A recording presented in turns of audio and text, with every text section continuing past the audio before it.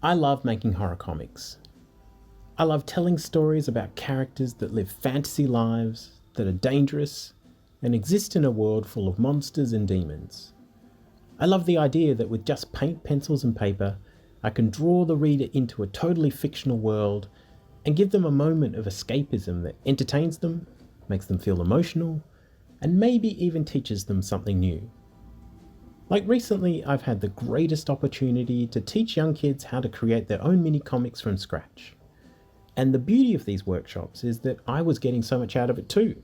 For instance, I learned about food comics, a genre I didn't even know existed. I also realised that some kids don't even know that Spiderman started as a comic book. They mostly know him from the Tom Holland movies.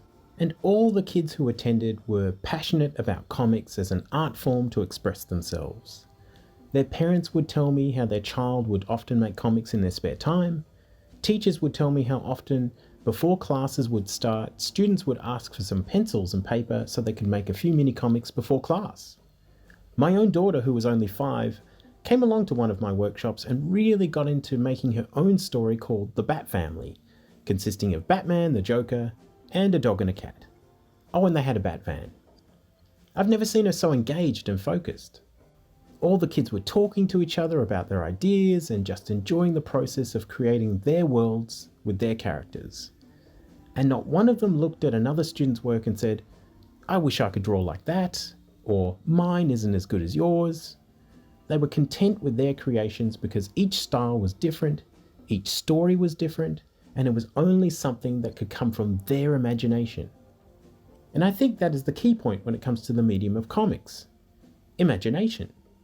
Yes, you can be the best artist with anatomy, colour, and perspective skills, but without imagination, you won't capture your reader's attention.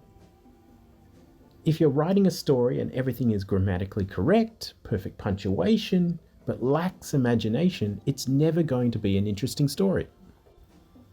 What is most important through your imagination is how you can show your reader what is happening within the story. For instance, in this scene of Jim Reel, paranormal investigator, Jim has just been in an epic kung fu battle with the supernatural characters I've called Onion Heads. If you read the story, their names will make sense, I promise. I needed to show the reader that Jim is out of breath.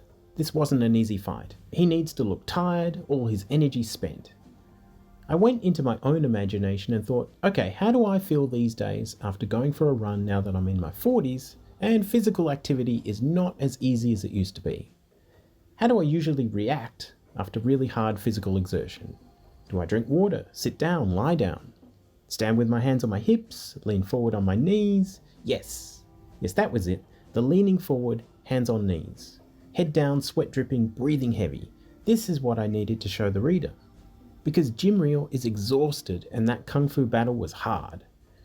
I could rely on other things like sound effects or speech balloons that have him panting or saying something like, "Whew, that was hard." But that just doesn't seem realistic to me.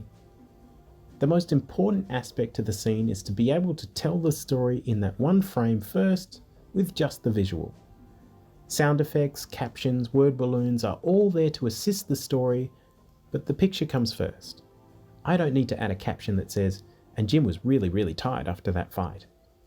You see it from his posture. And you can probably feel it too, because we've all been physically exhausted at some point in our lives, right? And that is the beauty of your imagination. It's like an unlimited resource of references you can dip into anytime you need to be creative and tell a story through your own artwork, whether it's creating a character, drawing a scene, designing a car, plane, rocket, or creepy monster. Your imagination is unique to you. That's it for now. Let's talk again soon.